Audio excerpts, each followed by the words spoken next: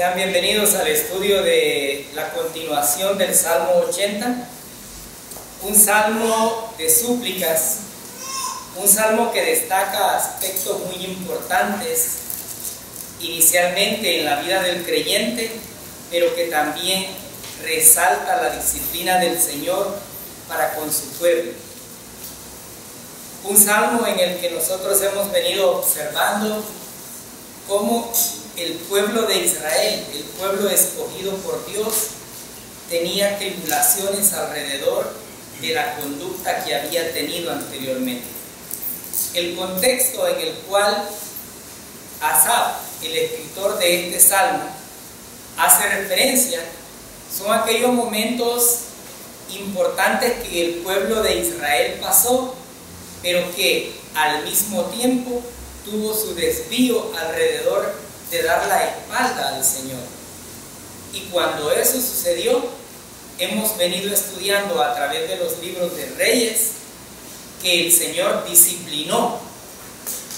Por lo tanto, nosotros estamos conscientes que en la medida en que nosotros somos desobedientes a la palabra, también vamos a tener una consecuencia a la misma. El pueblo de Israel, como pueblo escogido por Dios, no fue la excepción. Y aquí Asaf, consciente de la misericordia del Señor, inició el versículo 1 pidiéndole al pastor. Pero aquí está haciendo una analogía muy importante que nosotros debemos de tomar muy en cuenta. En el contexto de los israelitas, los pastores y las ovejas era el término más entendible para ellos.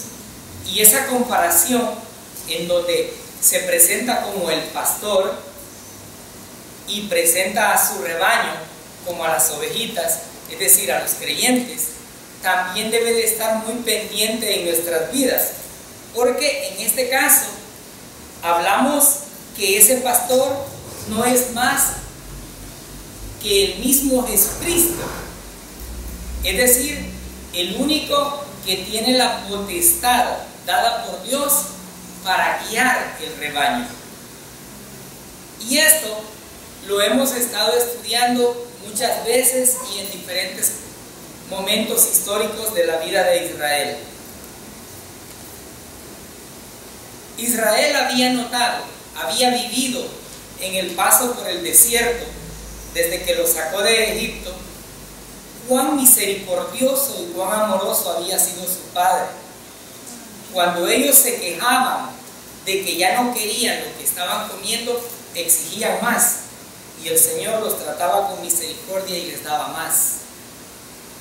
Cuando llegaban a las batallas, el Señor mostraba su poder y su soberanía ganando las guerras para ellos. Es decir, no eran ellos ganando la guerra, sino Dios ganando la guerra por ellos. Ellos habían visto a través de la historia que habían venido viviendo cómo el soberano Dios les había llevado paso a paso hasta donde Él había prometido.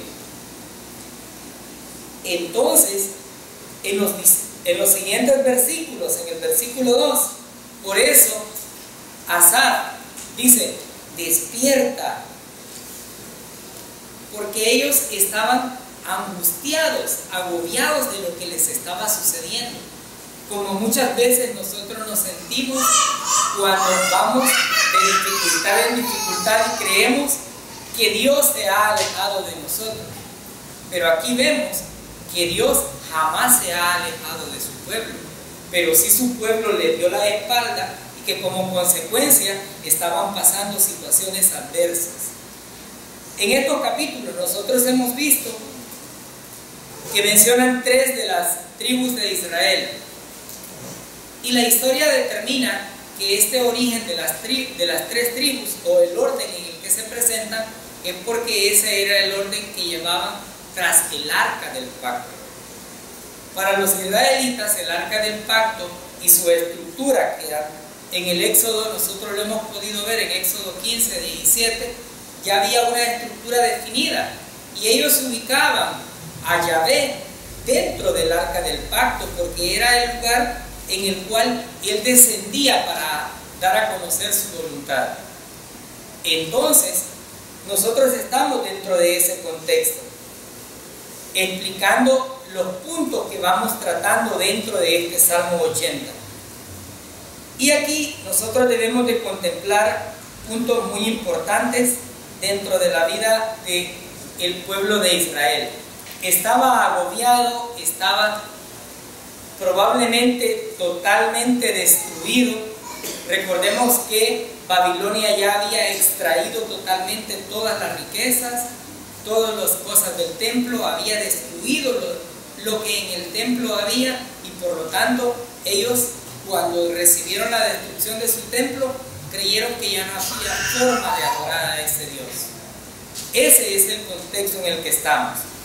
Pero también vemos cómo Asaf entiende el propósito de lo que está sucediendo.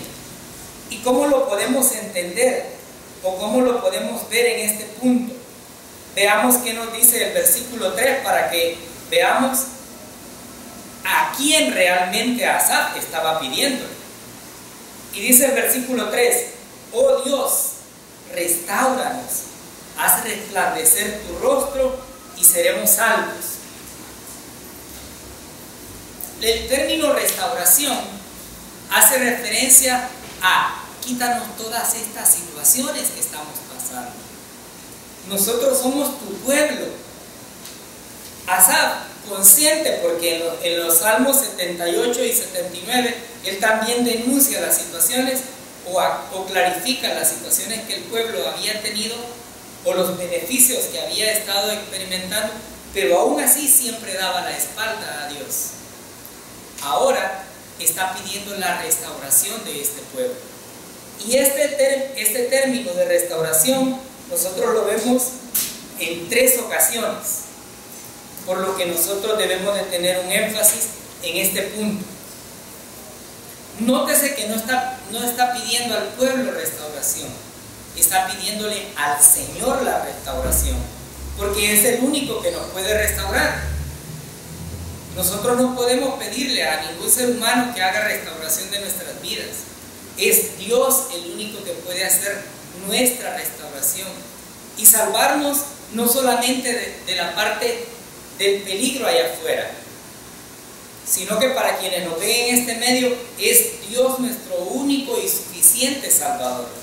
Es eso el aspecto importante en estos versículos. Pero también nosotros hemos venido viendo que este Dios era el Dios de los ejércitos, un Dios poderoso.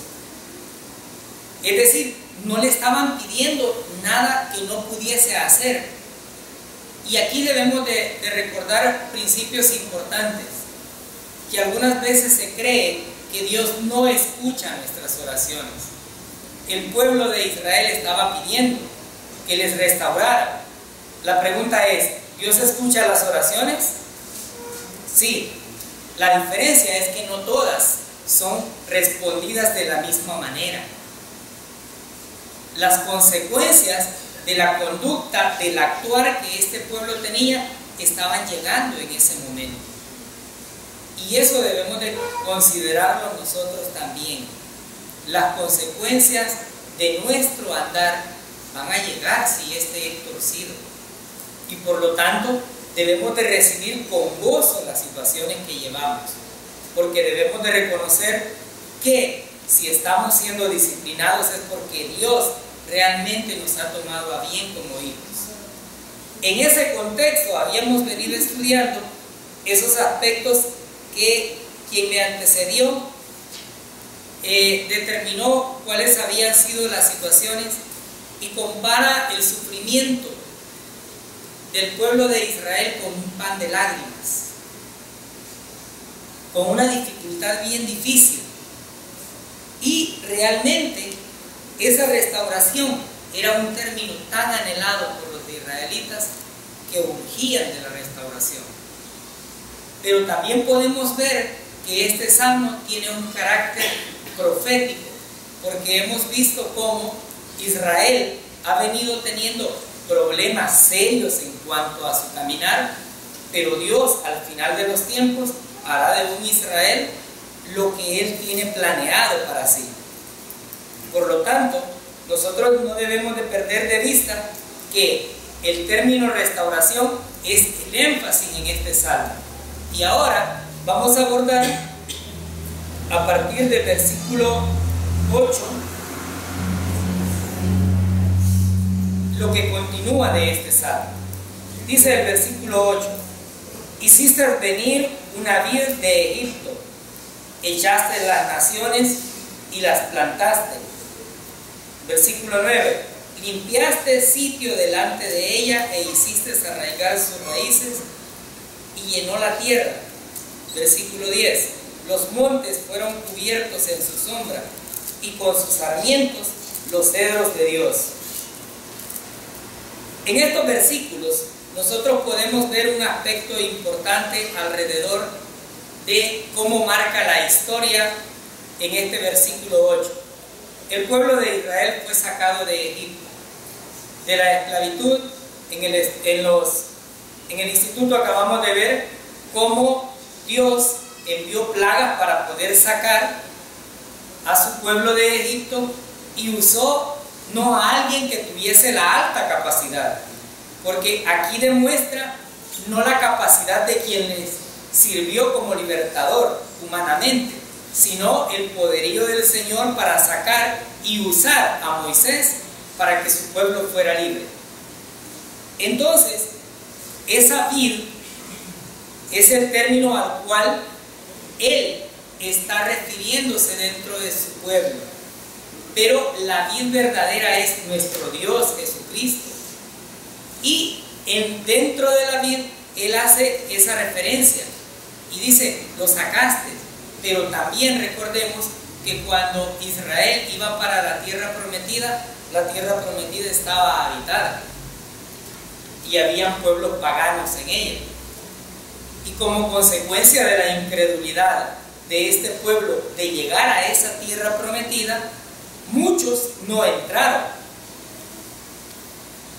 Por lo tanto, la tierra prometida en ese momento fue dada a Israel, pero estos paganos fueron expulsados.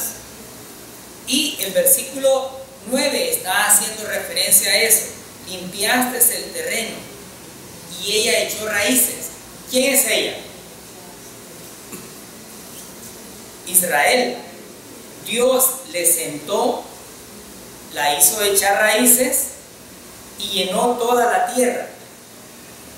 Nosotros podemos ver que en la promesa que se le hizo a Abraham, de ahí viene la descendencia total. Y Israel o israelitas hay alrededor de todo el mundo. En un momento determinado el Señor los hará juntarse a todos, pero aquí está haciendo saber que a partir de eso fue que echó raíces. Y aquí veamos un punto bien importante. ¿Quién limpió los terrenos donde iba a vivir Israel? ¿Ellos? Dios. ¿Tenían una provisión perfecta para lo que Dios había determinado? Sí. ¿Había un libertador aun cuando Moisés no estaba terrenalmente? Sí. Dios iba preparando, o Dios iba capacitando mediante su poder a aquel que iba a servir. Al igual que hoy por hoy, nosotros debemos de confiar que quienes tenemos el don de servicio, es Dios quien nos usa. Es Dios hablando por medio de nosotros. No somos nosotros haciendo las cosas. Y por eso es tan importante la parte de los estudios bíblicos, porque nosotros podemos entender qué es Dios obrando en la vida de los seres humanos, no los seres humanos haciendo las cosas para Dios. Ahora, en esta analogía, el versículo 10 también nos dice: su sombra se extendía hasta las montañas. Y aquí nosotros podemos realmente ver cuánto poder Dios manifestó en su pueblo. Esta expansión del pueblo en ese momento era tan buena que el mismo versículo nos dice, su follaje cubría los más altos cedros. El follaje en un árbol es una de las partes importantes, ¿verdad? Muchas veces nosotros vemos un árbol y creemos que ese árbol es poderoso porque su follaje está así.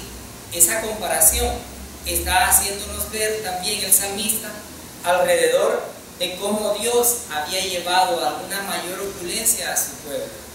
Pero también nos está destacando que la obra fue específicamente hecha por Dios.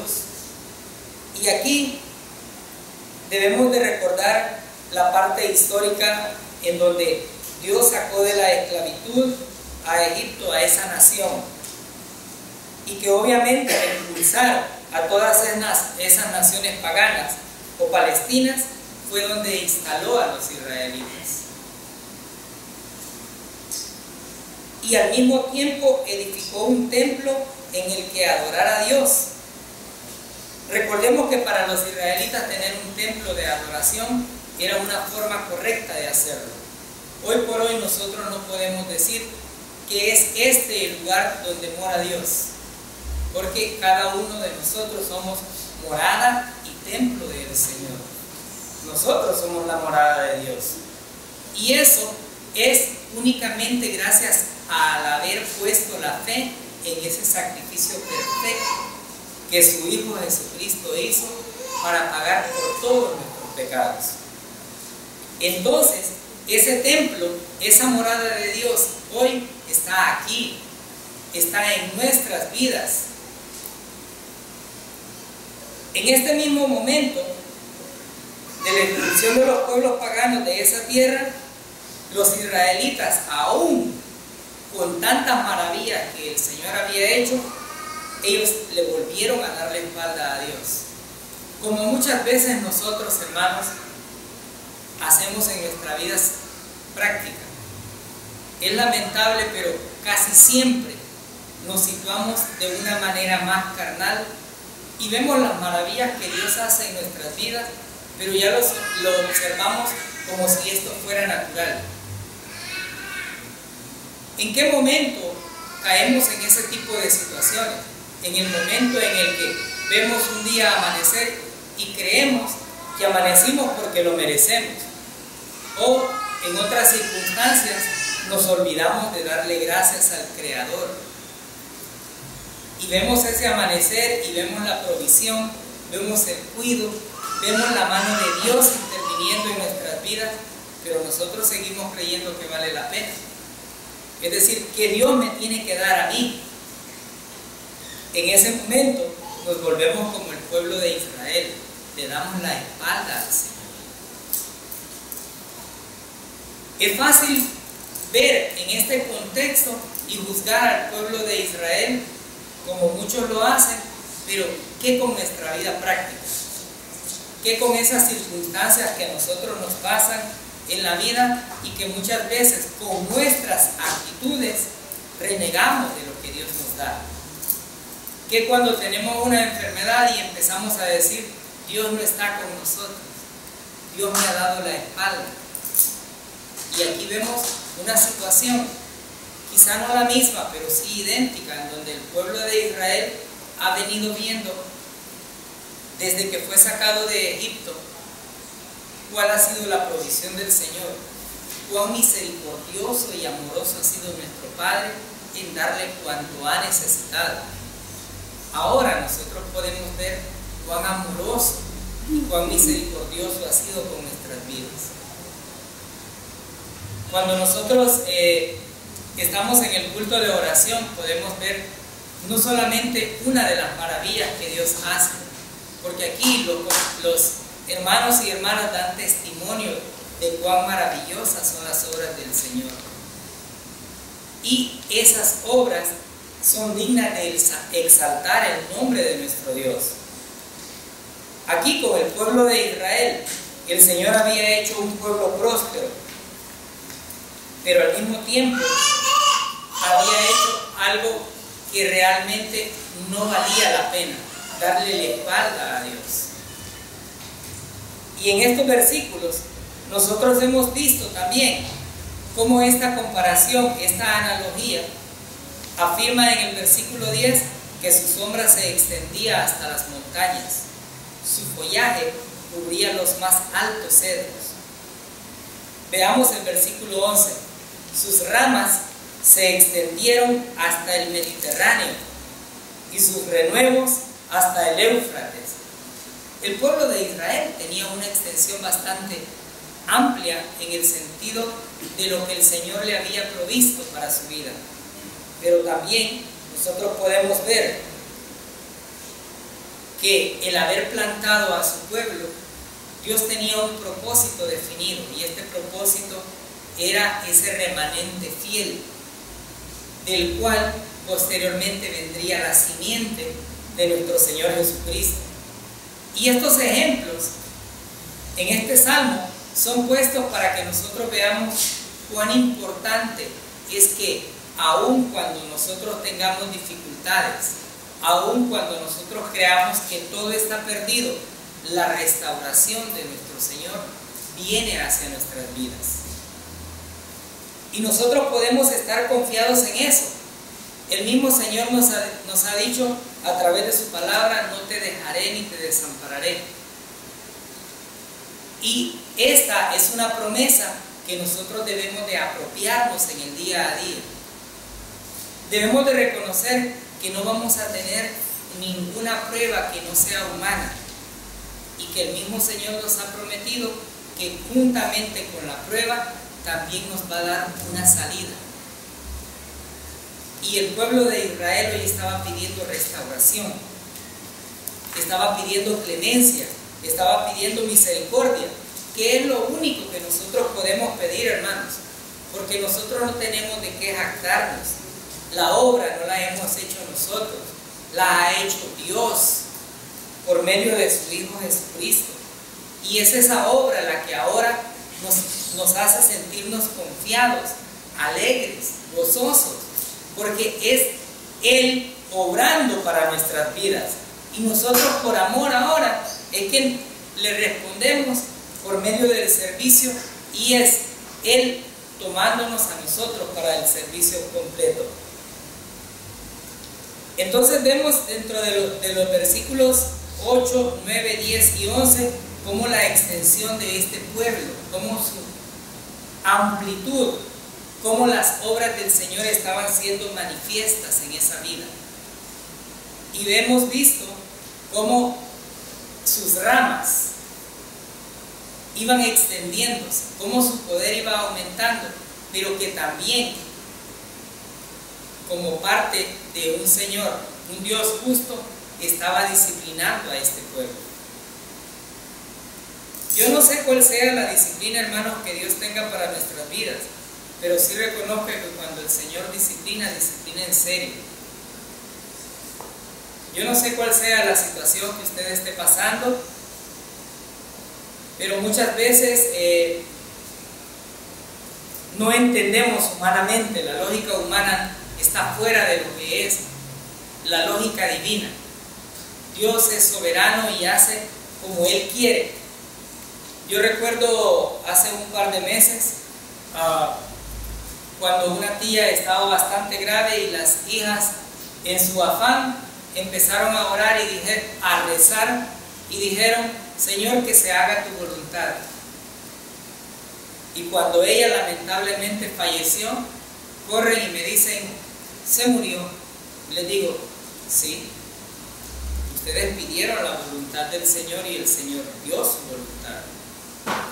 Muchas veces nosotros pedimos la voluntad del Señor, pero no la queremos aceptar. Ponemos a nuestros enfermos en la voluntad del Señor, ponemos nuestras peticiones en la voluntad del Señor, pero en nuestros corazones está el deseo de que se restaure. Pero Dios no trabaja con la razón de nuestros corazones, sino con su voluntad. Entonces, nosotros hemos venido viendo esto, cómo el Señor, a través de su poder, vino manifestando su voluntad. Recordemos que las pruebas producen frutos agradables. Cuando nosotros salimos de esa prueba, casi siempre tenemos una enseñanza que nos acerca más a Dios. Pero cuando la mayoría de nosotros está en victoria, se nos olvida que Dios existe. Y por eso nosotros debemos de recordar a nuestros hijos que todo cuanto tenemos, todo cuanto disfrutamos, es la provisión de Dios, es la voluntad de Dios, es la misericordia del Señor. En las escuelas yo les digo a los niños que se nos olvida y nos jactamos muchas veces. Y ahí les digo, ¿qué dicen cuando tienen una buena nota? Y dicen, me saqué 10. Y cuando tienen una mala nota, la profe me puso mala nota. Y muchas veces nosotros así hacemos. Dios me tiene así, pero no estamos observando las consecuencias o las acciones anteriores por las cuales Dios está obrando en nuestras vidas de esa manera. El pueblo de Israel dio la espalda a ese Dios que lo sacó de Egipto, que le dio la provisión, que le puso una nube para que en el desierto no tuviesen ese problema de lo fuerte del sol, que de una roca le sacó agua cuando exigieron, tenían sed, que les dio el cuidado completo. Es decir, Dios los tenía mejor que en un hotel 5 estrellas para este tiempo. Pero aún así, el pueblo de Israel dio la espalda a ese creador, a ese soberano. Veamos qué nos dice el versículo 12. Versículo 12 nos dice: ¿por qué has derribado sus muros? Todos los que pasan le arrancan uvas. Versículo 13: los jabalíes del bosque la destruyen, los animales salvajes la devoran. Y veamos aquí este punto. Israel tenía, como muchas ciudades en el tiempo de la guerra, o en el tiempo del contexto de estas guerras, tenía muros a su alrededor.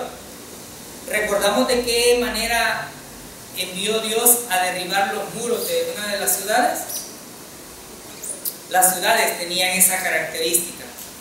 Entonces, cuando los babilonios entraron a Jerusalén, los muros fueron derribados. Las cosas del templo fueron saqueadas. Y ahora, aquí le está diciendo, ¿por qué has derribado sus muros? Porque para el pueblo de Israel tener los muros era un resguardo de todo lo que había en ese pueblo. Como hoy en este tiempo, cuando un país invade a otro, entonces está tomando posesión de aquello que legalmente no le pertenece y está dejando desprotegido. Es por eso que humanamente ahora existen las fronteras. En ese contexto, los muros significaban la protección para este pueblo. Y por lo tanto, ellos le preguntan, ¿por qué has derribado sus muros? Todo lo que pasa arranca sus uvas. Es decir, cuando ya no hay nada que detenga o que por lo menos haga una pausa a la entrada de este pueblo, todos toman cualquier cosa. Y nosotros podemos ver aquí hasta qué punto el Señor realmente había llegado con este pueblo. Le quitó toda protección que tenía. Israel estaba totalmente desprotegida y por lo tanto todos los que entraban se llevaban lo que querían. Ya no había ese amparo que el Señor les había venido demostrando, sino que ahora les estaba enseñando la lección de que sin Él no tenían absolutamente nada de por qué sentirse poderosos, porque el poder realmente había venido de Dios, no de ellos. Y aquí vemos cómo el Señor, el salmista nos dice, los jabalíes del bosque la destruyen, los animales salvajes la devoran. Entonces, ellos están conscientes que la destrucción de su pueblo era evidente, era tal que hasta los animales estaban tomando cosas alrededor de lo que hacían. Pero veamos cómo va a continuar el salmista en el versículo 14. Vuélvete a nosotros, oh Dios Todopoderoso, asómate a vernos desde el cielo y brinda cuidados a esta vida. En este versículo, ellos están clamando, pidiendo esa misericordia a ese Dios todopoderoso. ¿Sabían ellos que Dios era todo poder en cuanto a lo que ellos pedían? Sí lo sabían. Ellos habían evidenciado las maravillas que el Señor había hecho. Y hoy, como muchas veces, vuelven y claman. Y lo vimos también cuando estudiamos los libros de Reyes. Los reyes clamaban, se arrepentían y Dios tenía misericordia con ellos. El pueblo de Israel tiene también esa característica, clamar a ese Dios de poder, que en este contexto le piden: asómate a vernos desde el cielo y brinda tus cuidados a esta vida.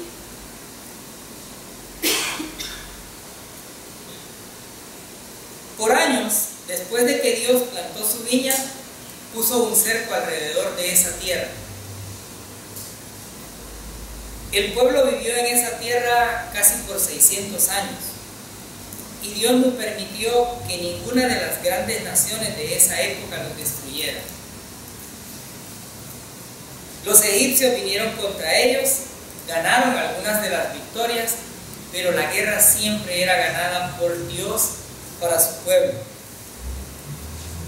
Lo mismo sucedió con Siria. Pero ese día, cuando Dios quitó la protección, permitió que los enemigos entraran, entonces los israelitas realmente sintieron cómo ese pastor había dejado a sus ovejitas a merced de cualquier circunstancia de ese tiempo. Y aquí, en este versículo 14, nosotros debemos de destacar un punto importante que no debemos de perder de vista. Asaf, el salmista, destaca el lugar donde Dios se encuentra, el cielo. También destaca que Él es el único que puede darnos el cuidado necesario y al cual nosotros debemos de clamar día a día, en todo momento. En el versículo 15 va a dar un argumento más alrededor de esta súplica y le dice: es la raíz que plantaste con tu diestra, es el vástago que has criado para ti. Versículo 16: tu vid está derribada, quemada por el fuego, a tu reprensión perece tu pueblo. Es decir, el salmista está diciéndole: es el pueblo que tú elegiste, es la plantación que tú determinaste, es el lugar que tú elegiste. No nos desampares, no nos dejes, no dejes que cualquiera que pueda venir haga su antojo con nosotros. Y hace esta comparación en el versículo 16, que ahora esa vid está derribada y quemada por el fuego, y que a la luz de la reprensión del Señor, la vid se encuentra totalmente destruida. Y es por eso que nosotros decimos que nuestro clamor, nuestras súplicas, nuestras oraciones deben estar momento a momento en la vida de los creyentes. Aquí se ha hecho mucho énfasis en que por lo menos debemos tener conversaciones con Dios 5 veces. Pero la verdad y lo que Dios quiere es que nuestro andar, es decir, las 24 horas que Él nos regala en ese día, debe de ser en íntima comunión con Él. Que nosotros, cada vez que tengamos dificultades, debemos de suplicar su restauración, que es Él el único que nos puede restaurar. y que nosotros no dependemos de su santa voluntad, como el pueblo de Israel estaba dependiendo, y hasta este punto se sentía como la ciudad más, pero más devastada, así como cuando se quema una plantación, así como cuando algún travieso lanza fuego y vemos un terreno totalmente quemado. Ellos estaban viéndose de esa manera y ahora están conscientes que esa reprensión era por lo que habían hecho. Veamos qué nos dice el versículo 17. Y dice: bríndale tu apoyo al hombre de tu diestra, al ser humano que para ti has criado. La derecha de Dios es el lugar de poder, y quien está a la diestra de Dios es el Mesías.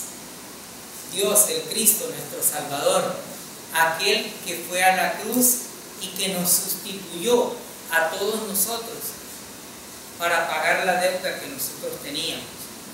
Ese Dios es el que está sentado a la diestra. Los israelitas estaban conscientes de que al haber rechazado a ese pastor, también tenían como consecuencia el suplicar ahora, porque ya habían experimentado cuánta disciplina el Señor les había enviado. La destrucción estaba sobre ellos y ahora están suplicando que el Señor le brinde el apoyo de esa diestra. Están suplicando que sea el Mesías quien venga a salvarles, porque ya dijimos que quien está a la diestra del Señor es el Mesías, nuestro Redentor. Entonces ellos estaban ante esa súplica. Y veamos qué nos dice el Salmo 110:1. Vayamos un poquito más adelante. Salmo 110:1.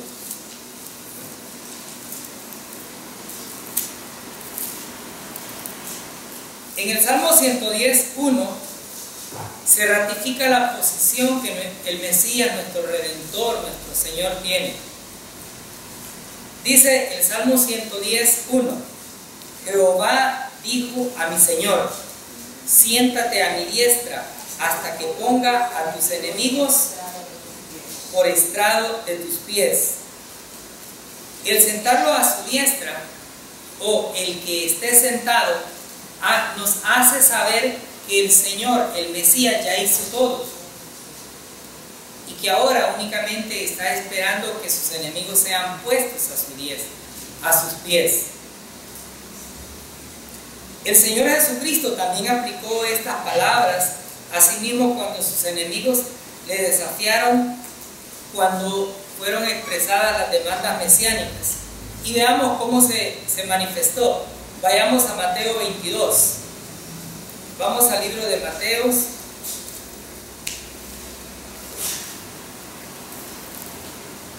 Mateo capítulo 22, versículo 44.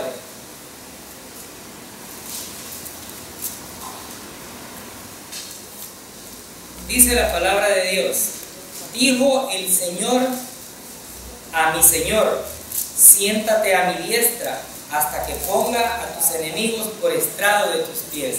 Es justamente el mismo versículo en un contexto en el cual nos da la posición que el Señor se establece para sí.